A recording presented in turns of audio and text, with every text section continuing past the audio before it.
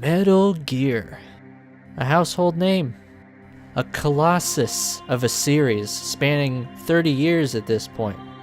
Even Metal Gear Solid is almost old enough to drink now, at least in America. Every gamer worth their salt knows about this series, and many have a great respect for it. I would say I'm one of those people. I played these games a ton when I was younger, then I grew to love them. So I want to take a step back and examine them in depth. So why is this video about Metal Gear Solid 2, you may ask? Well, it was actually the first game in the series that I played. Metal Gear Solid 1 didn't come until after. This game holds a special place in my heart as a result, and I figured if I was going to take the time to undertake a project of this magnitude, I would rather cover this game than the first one. But that's enough preamble, why don't we just get started? Released in 2001 by Konami Computer Entertainment Japan, Kojima's crew, Metal Gear Solid 2 was a highly anticipated sequel thanks to the success of the first game. These days we're all familiar with the tricks Kojima will try to pull when revealing his games, but back in 2001 everybody just thought a straightforward sequel was coming out. We were going to get more Snake adventures. Kojima and his team developed and promoted the game in such a way to make people believe they had just made such a sequel, following Snake in his escapades after the events of the first game. The first chapter is put in place to reinforce this belief. But as you probably know, Snake is not the main protagonist here, much to the chagrin of many fans of the first game. Did you say nerd? Snake's in the back seat this time, making way for a new hero. But let's just start from the beginning. In the lead up to the game's release, the promotional footage that was shown all focused on Snake in the Tinker chapter, and even if the Plant chapter was shown, it was never revealed that Snake would not be the playable character. Even when the reviews started coming out, most reviewers opted to keep Raiden's role a secret. But rumors floated around on forums and whatnot that Snake would not be playable for the whole game. After Raiden's role was revealed, players would just assume that Kojima was pulling a fast one and Snake would soon return. Which he did. But he's an NPC. Raiden was maligned by some when the game released, and a lot of players just wanted Snake back. Oh, if only he knew.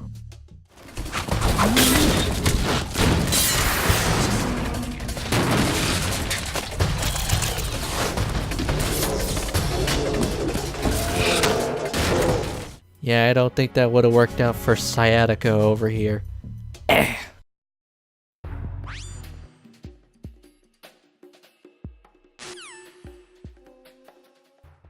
Okay, so the plot of this game is pretty dense, so I'm going to go over it in really broad strokes just to jog your memory. In the first chapter, we follow Snake as he infiltrates a tanker to get photographic evidence of a new Metal Gear. Many of the usual suspects join him, including Otacon, Ocelot, and even Liquid. We also meet Sergei Gerlukovich, leader of the Russian mercenary squad, and his daughter, Olga. After finding the new Metal Gear and uploading some pictures of it, Snake reunites with Liquid, kind of. Ocelot detonates a bunch of explosives to sink the tanker, and Liquid takes off with the Ray.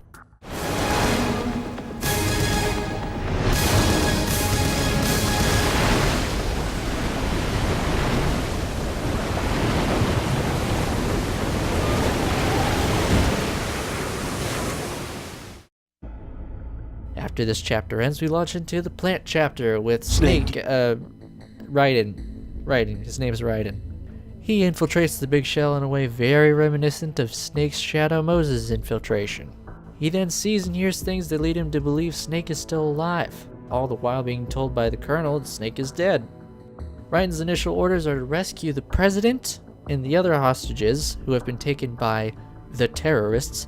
The Colonel says these terrorists want $30 million in ransom money. As the day goes on, this all turns out to be a lot different than the briefing led Raiden to believe. The terrorists were largely comprised of a small unit called Dead Cell who had no interest in money.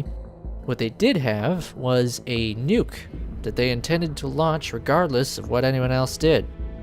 Once Raiden encounters and defeats one of the Dead Cell members, he starts to uncover the many secrets of the Big Shell, mostly through being told by other people. By the time the sun sets, this terrorist operation has become a gigantic simulation of Shadow Moses designed to recreate a soldier like Solid Snake that's been meticulously crafted by Ocelot and potentially the Patriots. And the Patriots are their own big nasty can of worms, which we'll talk about later. But I think that's good enough for a rough summary of the plot. Let's take a look at the characters.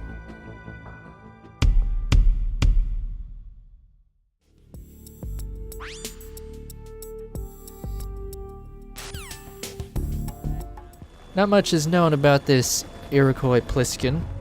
He just sort of appears when Raiden fights Vamp and disappears once Raiden goes into Arsenal gear. I think he's a bad guy. You changing sides now? Change sides? I don't recall saying I was on yours. Damn it.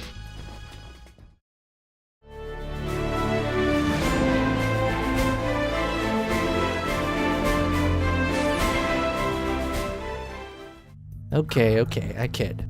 Let's look at Snake. Obviously, being a secondary character, he has a smaller presence in this game than the first, so we don't get to see as much from him this time around. In the first game, he had a whole cast of secondary characters to bounce off of. Almost every character interaction involved him in some way. Big surprise, he was the protagonist. He developed relationships with multiple characters in person or through codec. This time around, he mostly interacts with Raiden or Otacon or whoever happens to be in the scene with them. Even in the first chapter, he's only got one person to talk to on the codec, down from like 5 or something. And unfortunately, the one he's left with is Otacon. We'll talk about Otacon in a minute. To me, Snake feels a little bit less human in Sons of Liberty. There's not as much for him to overcome once the Tanker chapter's concluded. He does get injured when we first meet him, but he doesn't really get any personal stakes, if that makes any sense. He does have a reason for wanting to save Emma, but that's mostly Otacon's thing. Snake's role in this game is supportive. He provides information and advice throughout Raiden's journey as needed. He's Raiden's Ben Kenobi, albeit younger and more agile. He's seen all this before. I mean, this incident is literally just like Shadow Moses by design. In the latter half of the game, Snake becomes a role model for Raiden, though he regularly dismisses the notion. He reinforces in Raiden the idea that what they're doing is necessary, but not heroic or legendary or anything like that. Once he and Raiden are in Arsenal, Snake becomes something of an anchor for Raiden, who thinks he's losing his mind. He posits that you have to take reality where you can get it, and fight for that reality. In the end, Snake continues his journey, but tells Raiden he's got some things to take care of.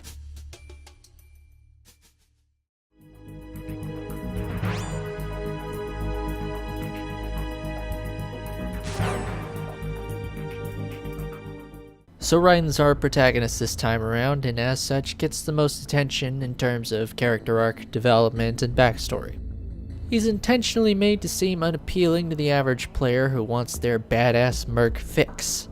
He has little to no field experience, he's got feminine hair, a whiny voice, a nice body. His girlfriend's the mission analyst, and, he's not Snake.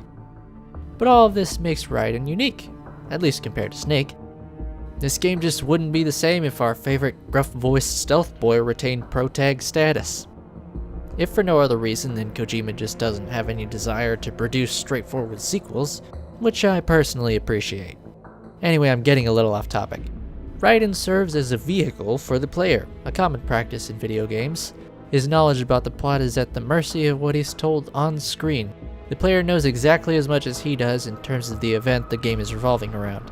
Raiden knows so little about what's going on, he follows the instruction of just about everyone he meets. Whether it be a random lieutenant from the SEAL team, supposedly, a robo-ninja, or a hostage with a pacemaker. His only connection to any kind of organization is the Colonel, who he's never even met.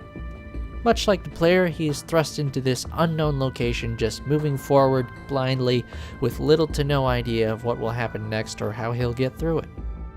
To help Raiden feel more at ease in this lonely situation, the Colonel decided his girlfriend Rose should be assigned as an analyst to this mission. Raiden's relationship with Rose is perhaps one of the more fascinating parts of his character, and I'll talk about that shortly. Later in the game, we find out about Jack's childhood through Solidus. And it is through this reveal that we find out Raiden is a hardened soldier, trained since he was old enough to hold a gun. Even though he has a girlfriend, we start to see at this point just how distant he is from her, and everyone else for that matter. He has serious trust issues, and for good reasons. Pretty much everybody he's known in his life has used him. All this is only made worse by the fact that there are so many secrets and conspiracies culminating in the big shell that it's hard to turn a corner without tripping over one. The worst part is, he's not even that important in this story. Not him specifically. He's about as important as a checker piece moving across the board to become a king. In the first game, Snake is ostensibly already a king piece. Many of his adversaries know him by name, and though he does face peril, he proves to be a supreme badass, the likes of which hadn't been seen since his progenitor, Big Boss. In the second game, hardly anyone knows who Raiden is. They just refer to him as that fucking guy that's sneaking around. I can't tell you how happy I am that you were alive after all. I knew this moment would come.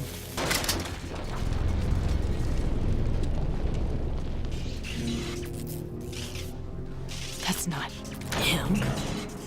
And the entire point of the S3 project, according to Ocelot anyway, is to turn him into a king piece, or a solid snake.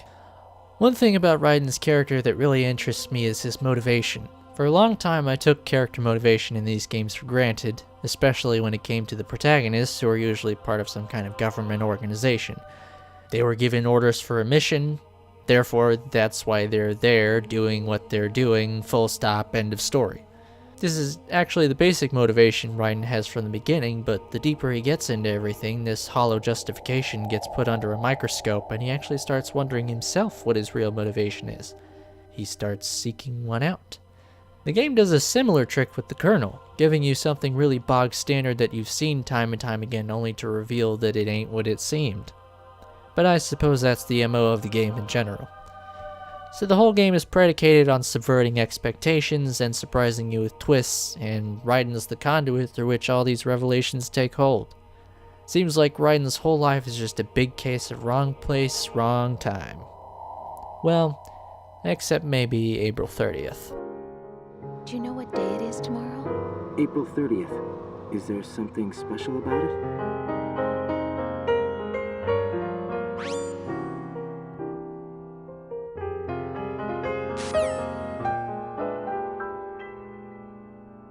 As I said earlier, this relationship is one of the more affecting and fascinating parts of Raiden's character, and Rose's character is pretty much defined by her relationship with Jack.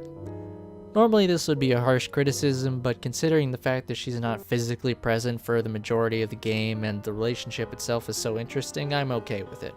So Rose is assigned as an analyst for the Big Shell mission, much to the surprise of Jack, who immediately resists the decision. She becomes the means by which to save the game, so those who save often will get a bit more out of their story, although there are several points when she and Jack will talk without the player prompting them. Their first few interactions are pretty typical of a young couple, even a little playful at moments. Yeah, Pliskin is one heck of a man, isn't he? He's so cool, so confident. Yeah. But he's nowhere near as cool as you. You'll always be my number one. Always. But that's not what I meant. You know, you're kind of cute sometimes. Bye, Jack. But over the course of the day, Rose starts to get more inquisitive and reveals more about the nature of her and Jack's relationship. First, she asks him about what day it is tomorrow, then why he never talks about himself, why he never sleeps next to her, why he wouldn't let her into his room, what he's hiding from her. It gets really dramatic. Soap opera levels of drama. But thankfully the actors don't overact and the dramatic scenes are actually very affecting. It wasn't your violent nature that scared me. It was your room, your heart. Stop it. There wasn't anything in your room. Only a bed and a small desk. It looked like a prison cell. This relationship is important for two reasons. The first being that Jack and Rose's conversations serve as the main bulk of downtime between long or intense stretches of gameplay. If a lot of action has just gone down, a scene where Jack and Rose reminisce about meeting each other is a nice way to take a breather. Secondly, it helps humanize Raiden and makes it easier to delve into his past and personality.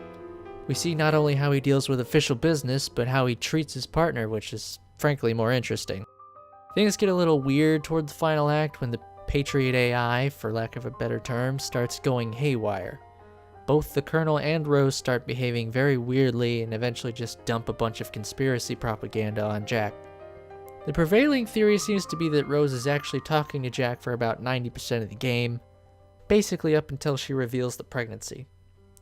I go back and forth on whether I subscribe to this theory. There's at least one strange line of dialogue Rose has before the switch happens, plus the way she gets cut off during the pregnancy reveal just doesn't make sense to me. So what's the deal?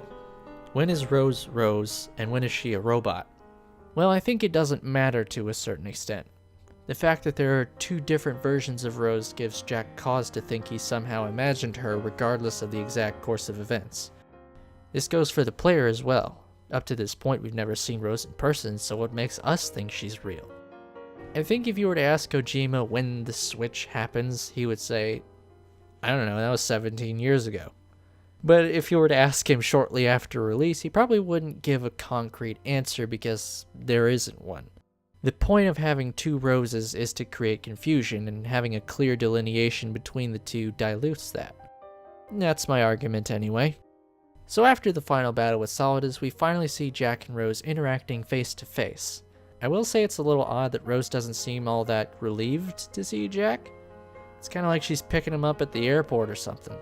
But other than that, I do enjoy this relationship and what it does for Jack as a character. It gives him something to care about other than the mission, even if he constantly tells Rose that it takes precedent. Our next couple, unfortunately, is not so impressive.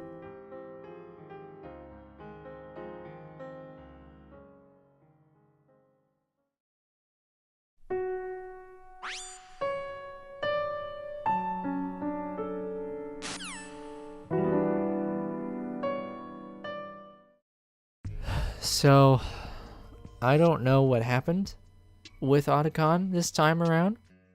I found him to be incredibly flat.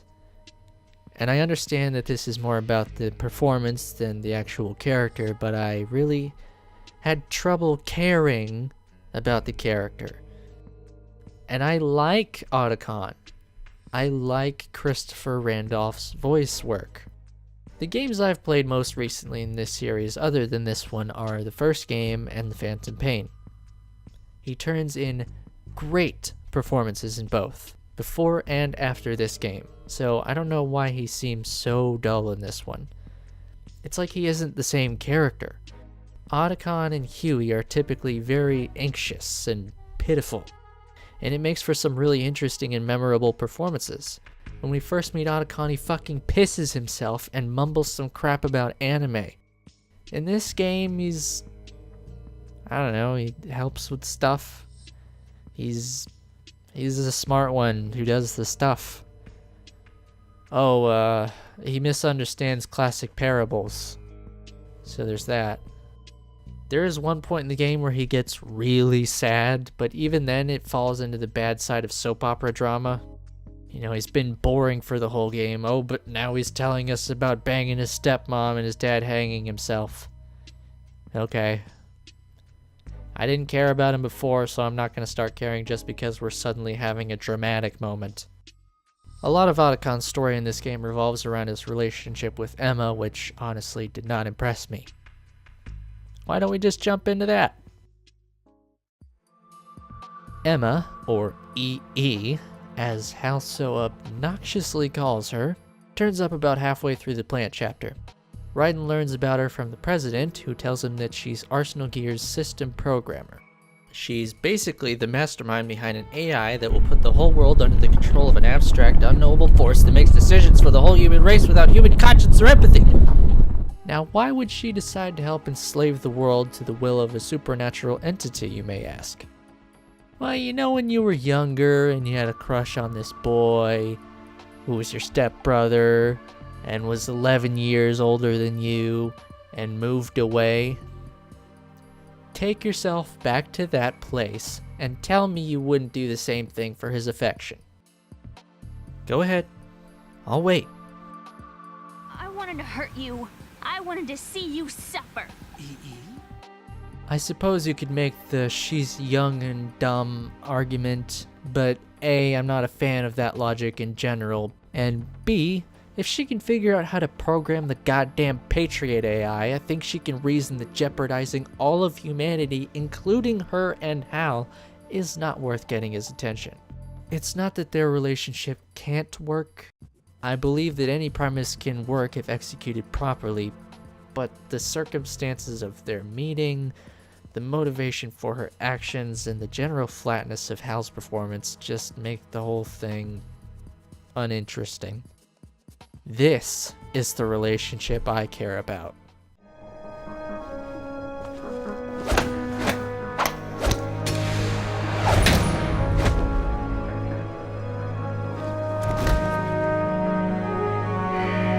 I repeat, personnel in the upper levels, head for the evacuation area immediately. Yes, manly, but emotional. I'm counting on you, Otacon. Eliminate the enemy. That's your only option.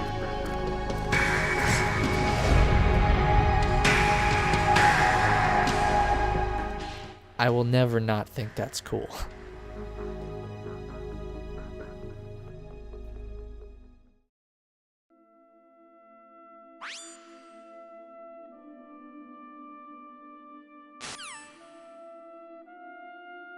Peter Stillman is a bomb disposal expert, brought to the Big Shell along with the SEAL team. Raiden has to meet up with him to figure out what to do about all the bombs planted around the Big Shell. Stillman is very familiar with the bombs encountered on the Big Shell and even the man who planted them. As it turns out, Stillman taught Fat Man everything he knows about bombs and consequently knows all his tricks. Well, for the most part. Anyway, it's kind of a shame we don't get to see the two interact with each other at any point. As we learn later in the game, Fat Man only came to the Big Shell because Stillman was going to be there, and ultimately they never once met there. Just seems like a wasted opportunity. Like Snake, Stillman is known as a legend in his field. He's so skilled in bomb disposal he's in the textbooks, but he doesn't think too highly of himself. Stillman has a paternal relationship with Fat Man, and he regrets not passing some things on to him, saying he only taught him skills, seemingly neglecting to teach him when and why to use them. This ties in with one of the game's main themes, genes and passing on one's knowledge. When we first meet Stillman, he uses a cane to walk. There was a bomb disposal in a church that went awry. Many people were killed, and Stillman lost the use of his leg. Eventually, he reveals that he kinda fibbed about the whole bomb leg thing. This seems to have less to do with the game's overarching themes and serves more as a device to heighten the stakes of his conflict with Fat Man, who, I must reiterate, he never talks to. Stillman finds a new sense of purpose in using his legs to stop Fat Man. Unfortunately, he's outwitted in the end and can only hope Raiden will be able to save the Big Shell. Bomb disposal is a face-off with your own mortality. Don't let the fear get to you. When you give in to the fear, the darkness comes.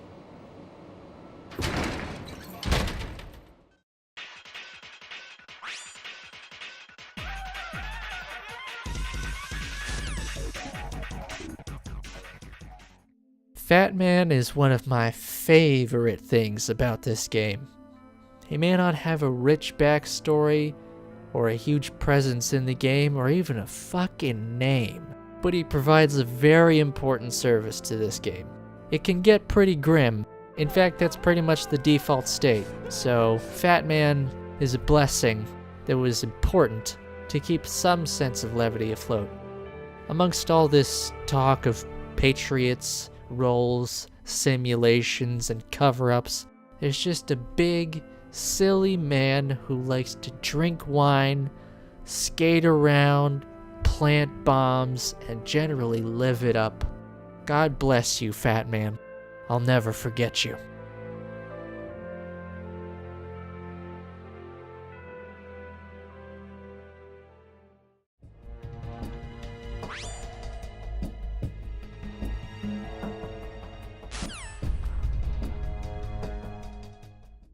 Transitioning into the rest of Dead Cell, we have Vamp, the only one who lived to see the sequel.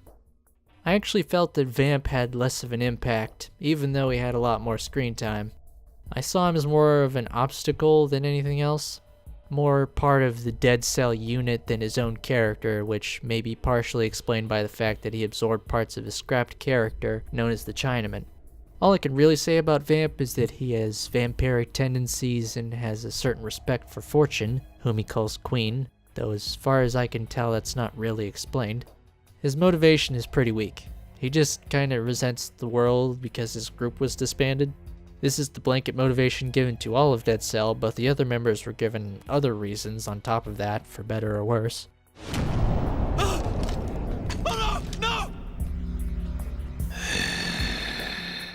When we first encounter Vamp, he's used to set the stage. He's our introduction to Dead Cell, to let us know they're a force to be reckoned with. Then he's used as an escape method for Raiden. Then he's a pilot for Solidus. Vamp, go! Ha! Wait, where is he going? And what is he doing? He does get his own boss battle, but it just feels muddled, both in the cutscene and the fight itself. He starts talking about hydrogen bombs in detail weirdly unbefitting for a vampiric character, and the actual fight borrows a lot from the Chinaman. I would say Vamp is a character suffering from identity crisis. I died once already. I can't die twice.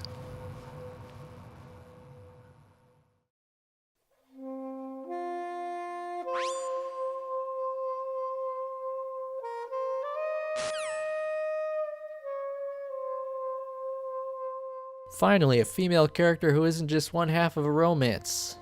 Woo! Fortune is ostensibly the lead character of Dead Cell.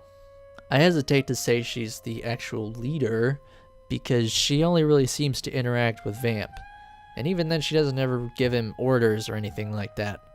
It's actually unclear in the game who is or was the leader of Dead Cell, but after a bit of research it seems that Fortune's husband was the original leader, and after he died she took over.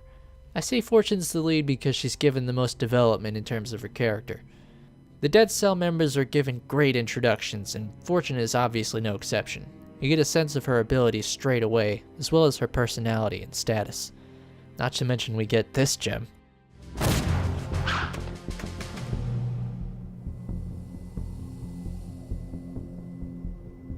A dud! And the music is wonderful. It stuck with me long after I finished the game. Unfortunately... Okay. The more we see Fortune, the harder it becomes to take her seriously. Fortune's tragedy revolves around the fact that her father and her husband, though I never heard it mentioned in-game, were killed. After which she found that she couldn't be killed, and now all she wants to do is die. What makes this more silly than it would be normally is that they're on a plant, surrounded by water? And I have a strong feeling that Fortune has not tried to jump into said water and swim to the bottom. We learn at the end that she's protected by some sort of advanced weapons technology developed by the Patriots, mostly revolving around electromagnets, I believe. So does this technology prevent you from being crushed in deep water? Or from drowning? Because then it would have to prevent you from drinking water at all, and that would also kill you. So this twist about the weapon technology is one that doesn't really work. We're told that Fortune doesn't have psychic abilities, as if we were supposed to be thinking that she did up until then, but that was never established. Fortune seems to have no idea why she can't die. Wouldn't she know if her own psychic abilities were keeping her from death? At one point she seems to indicate that she thinks a curse has been put on her due to the deaths in her family.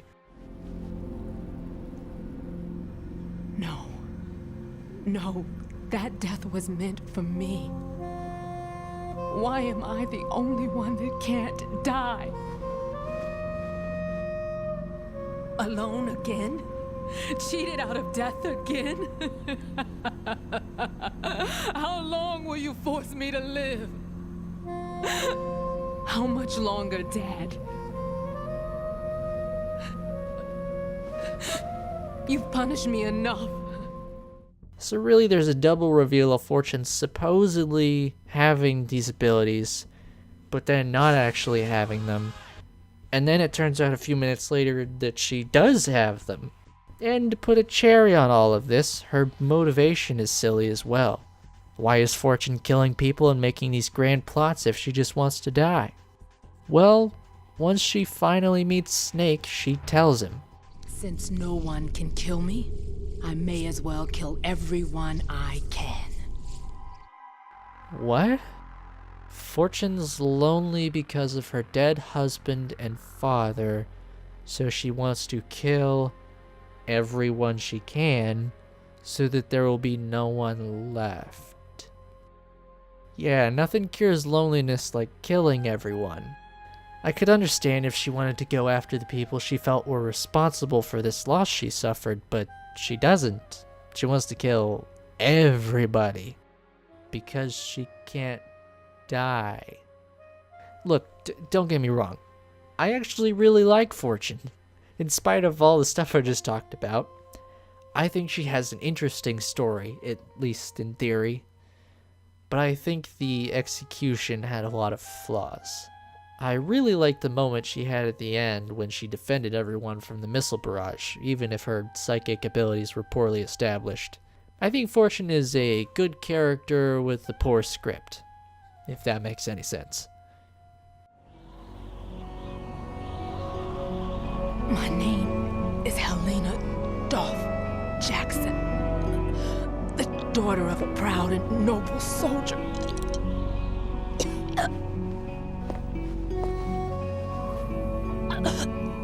I can see my family again.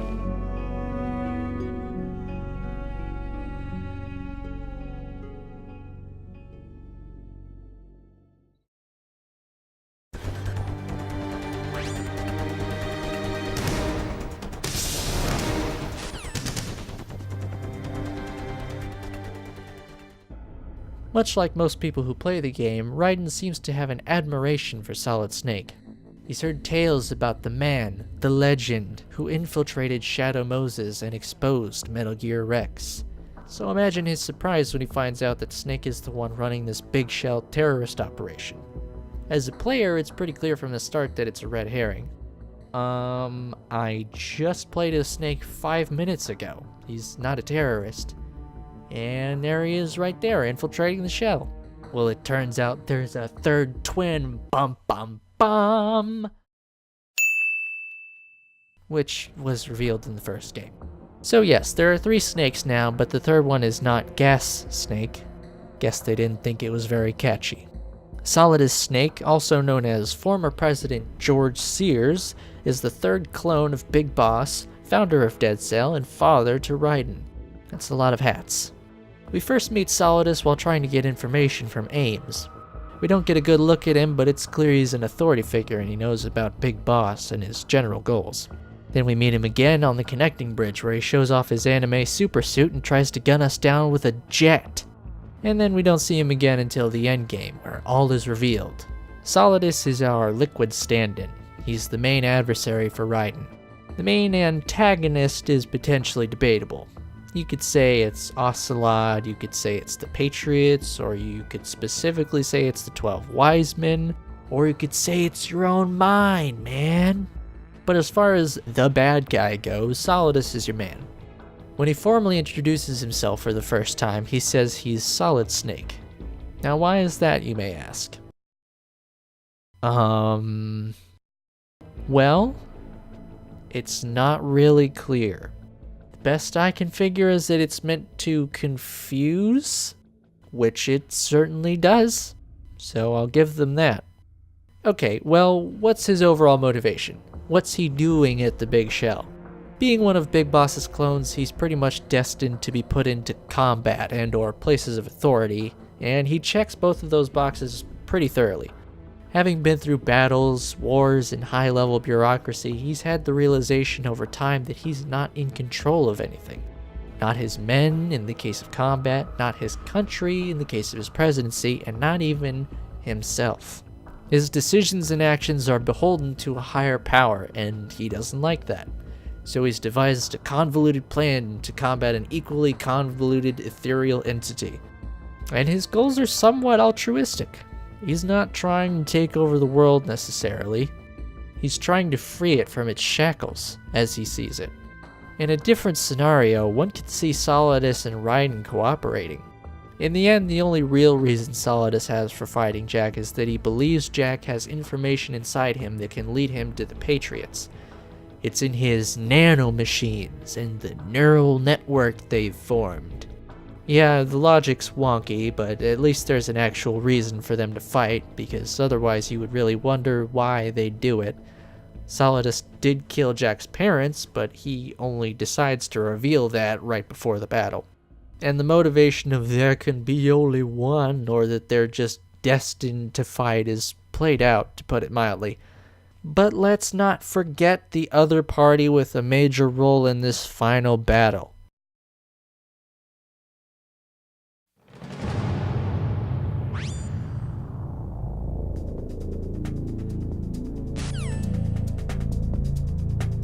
So the Colonel is something of an oddity.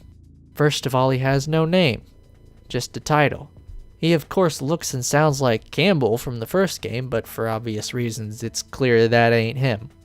The Colonel in this game seems to have one objective over the course of the game: moving Raiden, and the player, forward, according to the simulation. The Colonel refers multiple times to roles and simulations, deflecting many of Raiden's questions with, "They were never a part of the simulation." This is especially evident when it becomes painfully clear, even to Raiden and Rose, that Pliskin is in fact Snake. The Colonel has absolutely no interest in talking to him or even finding anything else out about him. In fact, he gets kind of confrontational. "I don't understand. I read about you and Snake in the Darkness of Shadow Moses." "I don't give a damn what that piece of trash said. Do you get me?" This is significant because the Colonel doesn't show any emotion at all for the most part. He plays the role of your standard military authority figure who doles out orders and doesn't add anything to the story. It's kind of perfect for an AI if you think about it. And it plays on your expectations as a player. At first you think, Campbell has a lot less personality now. And he kind of has a weird way of speaking. That's a shame. You may just assume a lack of creativity on the writer's part. Then once you realize it's not Campbell at all, it actually makes sense. An AI is probably not the best actor and would likely be singularly focused on achieving its goal. One thing I really like about the reveal that the Colonel is an AI is that it brings the player into the game in a way that few other things do. The Colonel is a figment of our imagination, as in the player. Raiden has never met the Colonel, Campbell, so why would he see someone who looks and sounds exactly like him? Assuming the player has played or seen MGS1, Campbell is exactly who they would expect to see in the Colonel's position. It's also nice that when explaining this, Otacon doesn't look at the camera and go, "Yeah, you, player, I'm talking about you, not Raiden, okay?" Okay. It's all implied, which I appreciate. As the game hits its climax, Rose somehow becomes incorporated into the AI, whether something actually happens to her or the AI is just imitating her for dramatic effect. At about the same time, the AI decides to verbal vomit conspiracy for about 15 minutes. This part gets wacky. The AI starts talking about the self, controlled information, morality, you name it. Any conspiracy theorists living in the world of Metal Gear would cream in their pants if they met this AI. All the stuff the AI talks about, along with their visual representation and the backing music, serve to really put the player in a state of discomfort during the game's climax, even more so than all the shit before crashing Arsenal. Ultimately, nothing really happens with the AI. I suppose you could say Raiden doesn't believe in it anymore, so it just doesn't exist. Or you could say the writers just forgot to resolve that plot thread. As far as I know, there isn't a real answer, so everybody's right.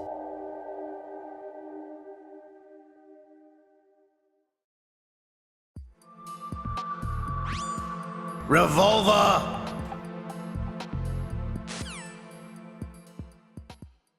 Revolver Ocelot, Shala Shaska, the common thread, the mastermind, the sharpshooter, the...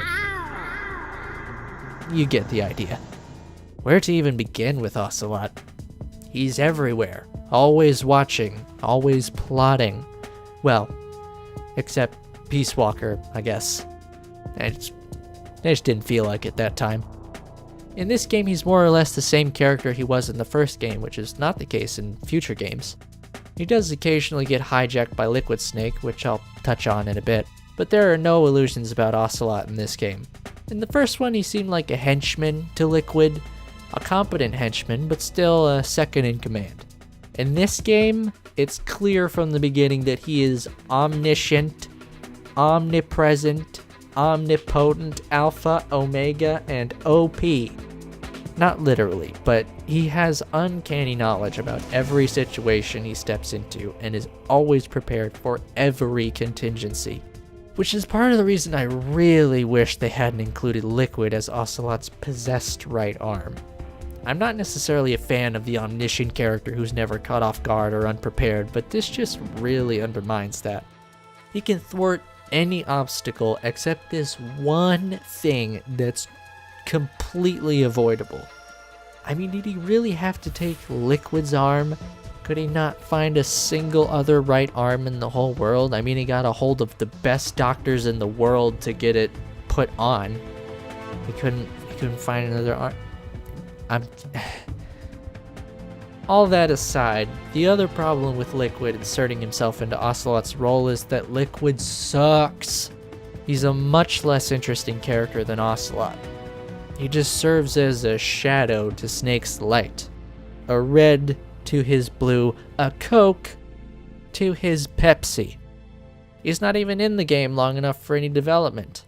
He appears at the end of the Tanker chapter and then again at the end of the Plant chapter.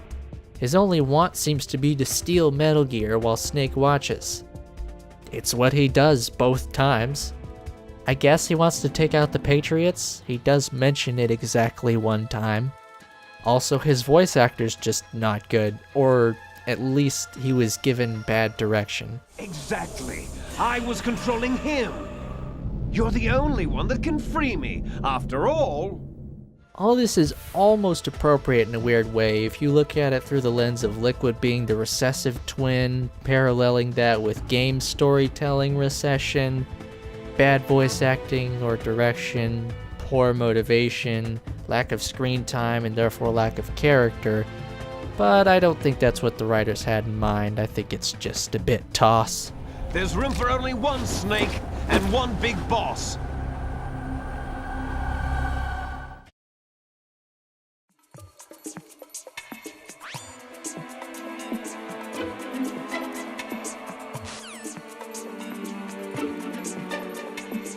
Finally, we have Olga Gurlukovich, sort of a minor major character in my opinion. We first meet her in the Tanker chapter. She's preggo, and she fights Snake, and she's absolutely obsessed with the unit. Yeah, the unit. Then we see her in the Plant chapter talking about some weird ninja that's been popping up, and said ninja appears later in the exact same spot. I first played these games when I was younger, so I was more easily surprised, and my memory of the first time is pretty foggy. I don't have a perfect idea of what is or isn't surprising in these games because of this, but it seems pretty obvious to me who the ninja is from the start. And again, I don't know how obvious it's supposed to be. It seems like Kojima's obsessed with mystery and misdirection. He runs the gambit from clearly trying to trick the audience and succeeding, trying and failing, and then there are cases where I just don't know what his intentions were. And usually in those cases, the trick is pretty obvious. Anyway, the Mr. X character doesn't really have much going on. It's mainly just a method to keep the story moving, as well as being a part of the recreation of Shadow Moses. Olga's actually got her own stuff going on. She's worried about her baby, she's trying to keep her troops safe, and the man who she thinks killed her father has reappeared. This is why I'm glad she didn't don the suit again when saving Raiden from Metal Gear, which would perfectly mirror the first game right down to her death. Keeping her out of the ninja suit humanizes her more and makes her death much more affecting, even if it is sandwiched between some absurd anime posturing. Honestly, this game generally gets away with so much absurd action and goofiness. Its dramatic moments are much more effective than you would expect, given the ridiculousness of most of the game's events, micro or macro. Anyway, Olga gives Raiden incentive to live and succeed in his mission before she dies, because he probably needed it. The whole world's out to get him, so why should he care about his own life? Because it's linked to the future. The future being Olga's child, which one could posit represents children and the passing on of genetics in general. Hey, speaking of themes... Brace yourself. There are a few different themes running through the game, the most prevalent of which is the twist. No, not that kind of twist. This game is chock full of twists. The damn advertisements were all a misdirection. It all starts with the plant chapter, because the tanker is really just the next natural step after MGS1. So obviously the first big twist is the implicit death of Snake and the rise of a new protagonist. I would venture to guess that this initial twist was the catalyst that opened the floodgate for the rest to come pouring out. I could imagine Kojima coming up with this grand ruse to trick people into playing a different character and then going, wait, why stop there? I can have a twist every 30 minutes, or less. Not to slag on him, I never found the twists to be particularly gratuitous, but upon reflection there really are a lot of them. But they have a purpose, unlike a bad Shyamalan film that just has a twist because there has to be one. The twists sow seeds of doubt in the player's mind, as well as Raiden's. It's just another one of the devices used to make players identify more with Raiden. You're both experiencing the unexpected, even if they sometimes manifest differently. The fact that Raiden's on this mission obviously isn't a twist for him, so this ironically distances the player from him at first, which I think is intentional. But as the game progresses, Raiden and the player start experiencing surprise together, and eventually we learn things about Raiden that he already knew. These things endear us to him even further, and in the end we feel for this character who was intentionally made to be disliked at the start of his journey, because we experience the twists and turns together.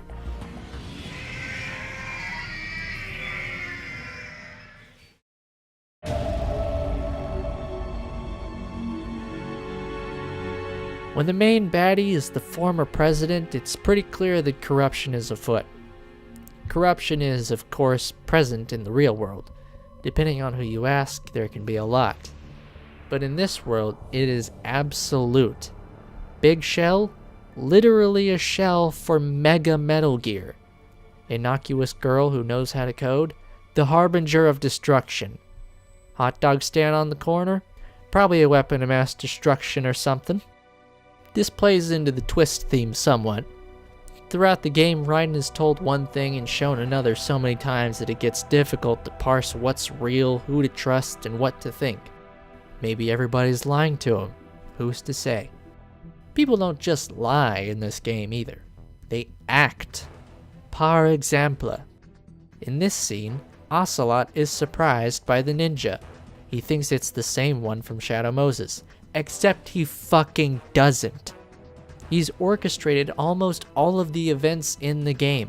He explicitly states that he arranged for the ninja's appearance. He's putting on a show. And it's incredibly likely that most, if not all, of the major antagonists here do the same at some point or another. Particularly Olga and Solidus. Obviously Olga acts as Mr. X, but I'm speaking about the less obvious points, like the times we eavesdrop on her radio conversations. And then there's the Patriot AI. It is fucking corruption incarnate. Corruption manifest. Corruption animated. However you want to put it. At the end of the game, it's basically just saying, man, shit's corrupt, isn't it? And obviously there are the Patriots themselves. Who or whatever they are. Corruption emanates from everything they touch. They are so corrupt, they're a they. And they are corrupt as fuck. Speaking of they, I really want to take a moment to appreciate the fact that there's no crazy guy in this game. You know the one. This guy. Your good old Charlie meme, right? He's got all the answers, but he's so crazy no one believes him. He knows the truth though, or does he? He's just so unreliable because he's crazy. But speaking of memes,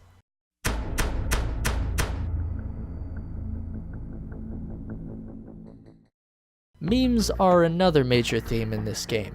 Memes in the classic sense. Memes from before anyone knew meme was a word. Something that gets repeated and replicated, particularly in a cultural context. The obvious example being the S3 plan. This plan has multiple iterations, changing as each new person tells you about it. Solidus tells you that the Solid Snake simulation is a VR program intended to recreate a soldier that could retire Solid Snake's brother. Yeah, I don't know why he says brother instead of just Snake. The data for the simulation was found in GW. Ocelot then later reveals that the S3 plan is actually an orchestrated recreation of Shadow Moses, the meta-narrative being that the game itself is a recreation of the first, but not in the way of a cynical cash grab. This is commentary, and a bit of a jab at the audience. You wanted more Metal Gear Solid? Well, we'll give you Metal Gear Solid 1 again! There are tons of memes throughout the game as a result of this. The ninja, the fox die illusion, the 4 big bads, even Raiden and Solidus were brought in because their relationship is akin to Snake and Big Boss. It's then revealed again to be the selection for societal sanity. A bit of a stretch on the name. It's kind of hard to decipher, but basically it's a model that allows GW to control information no matter what it is they're trying to cover up, like, say, something on the scale of Shadow Moses or the Big Shell. It's the ultimate form of censorship. But this thing, GW, just knows best. It just does, alright? Take their word for it. That's kind of the nice thing about GW from a writing perspective. You don't have to answer any questions, and you can just have this character be evil and conspiratorial.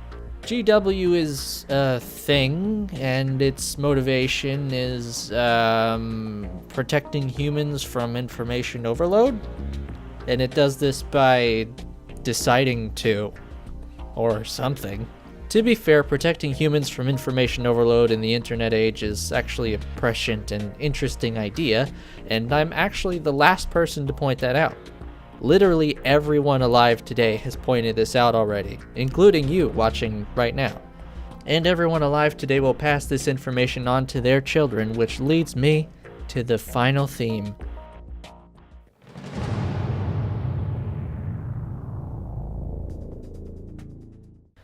The final major theme of the game, and potentially the most important, is posterity, learning lessons from our past and laying the foundation for our future generations.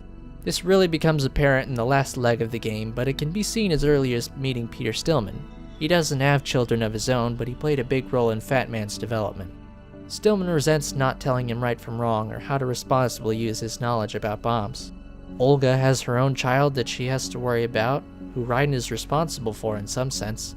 Raiden finds out he's going to have his own child and what responsibilities will result from that. Solidus also expresses his lament that he cannot pass his genes since he's a clone. This is likely at least part of the reason why he raised Raiden in the first place.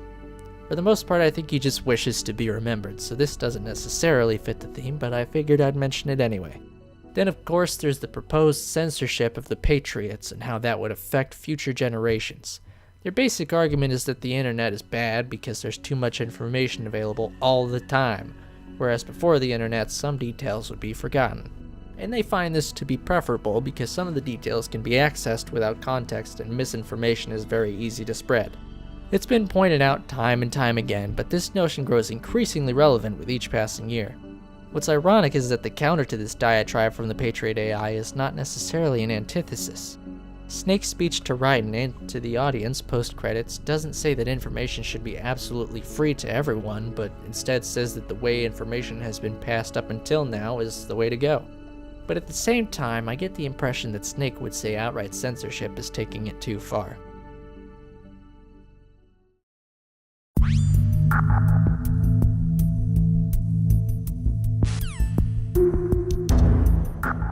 I want to take a moment to talk about the codec. As far as I know, Metal Gear Solid was the first entry to use this type of visual with radio communications. This was kind of genius, considering what the actual game looked like, Don't get me wrong, the developers did amazing things with the technology they had, but I mean, nobody had faces. This makes it kind of hard to connect with them or focus on what they're saying sometimes, and watching polygonal heads shiver for 20 minutes can easily get tiresome. Along comes the codec to save the day. Now instead of looking at a slate of flesh-colored pixels, we can bask in Yoji Shinkawa's beautiful portraits. Honestly, any excuse for more Shinkawa is a-okay in my book. And now instead of having featureless, faceless heads, we can have nicely illustrated ones that can even change expressions occasionally. Unfortunately, the second game just kept the codec and didn't do anything interesting with it. Now instead of some nice artwork, we just get the models dropped into their slots. I've been staring at Raiden's model for the whole game, and now he's just sitting there trying not to fart. I'm not saying they necessarily had to go back to the Shinkawa drawings, though I'm not opposed to the idea. I just think the codec worked much better in the first game. I also just have to point out that there's too much codec in general. These games are infamous for being plot and cutscene heavy, which I'm fine with, but can we stop being interrupted by the what? It's worse when you've just sat through a big chunk of cutscenes and you're dropped into gameplay for about 5 seconds before the damn codec goes off. For fuck's sake! Can I just play the game? This is probably my biggest gripe with the series overall. Even in games like The Phantom Pain where the radio conversations don't interrupt the gameplay, but that's mostly because I find Kaz detestable in that game. All this is to say, I think the codec was a fantastic idea in the first game that carried over into the other games a little too heavily.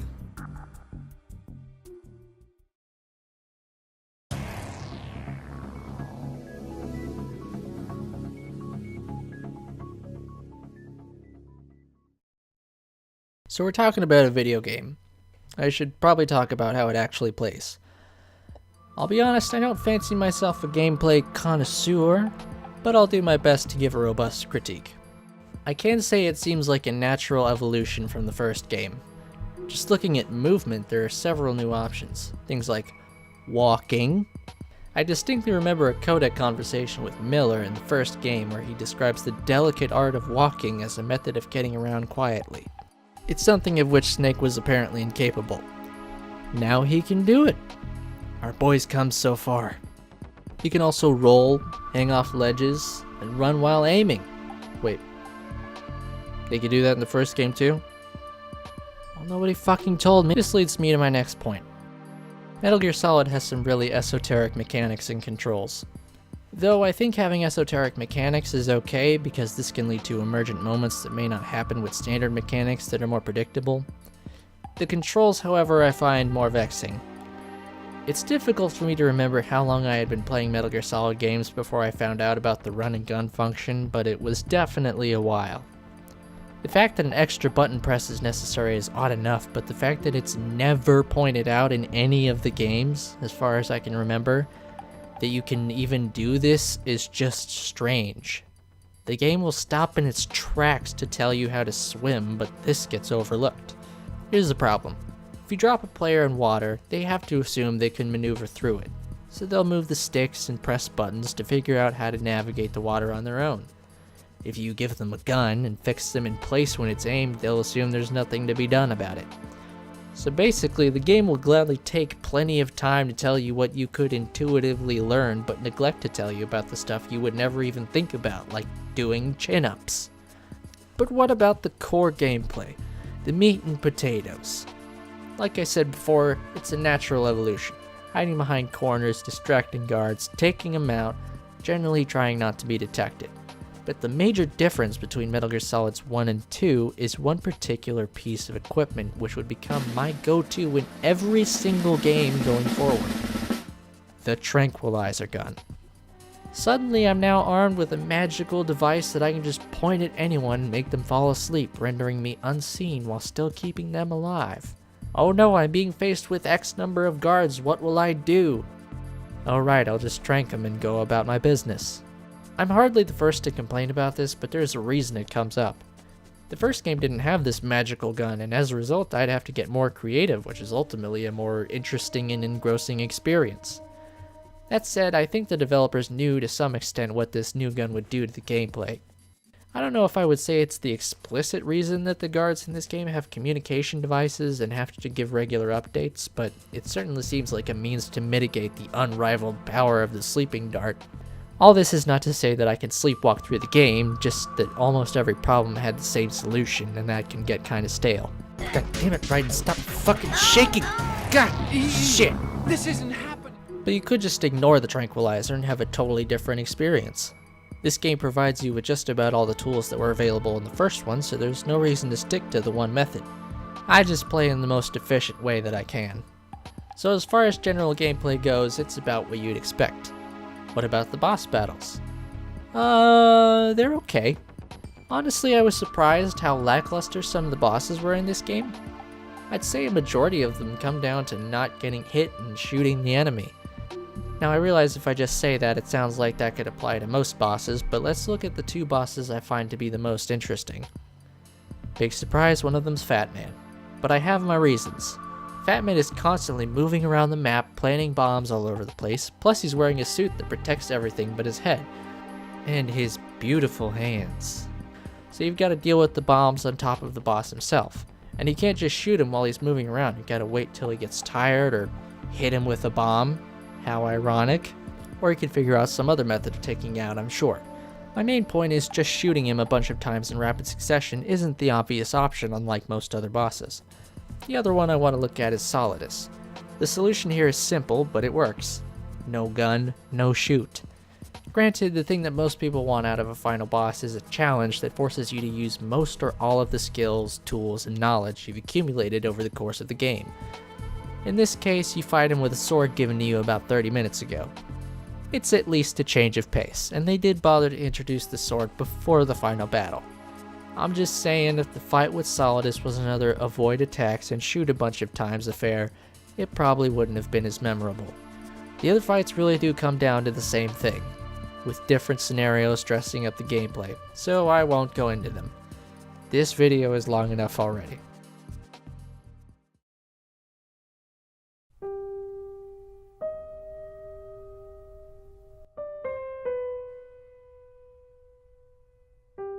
I wanted to take a look at the ending, if only to appreciate it. The first 3 games all have wonderful endings, but in particular the first 2 are quite uplifting, and this game really needed that. By the time you fight and defeat Solidus, you've been absolutely assaulted with conspiracy, unearthed secrets, and general malice. And somehow, out of all of that, the game tells you to keep your chin up because things are actually gonna be okay. I think that's important, now more than ever. After defeating Solidus, Raiden is lost in a sea of confusion and even resentment. It seems like the world is closing in on him, and there's nothing to be done about it. I think most people experience this at some time or another. Whether it's a personal failure or a global issue, some things can just seem like the end of the world. But they never are. Not really. Things change, sometimes for the better, sometimes for the worse, but they will always change, even if it takes a while sometimes.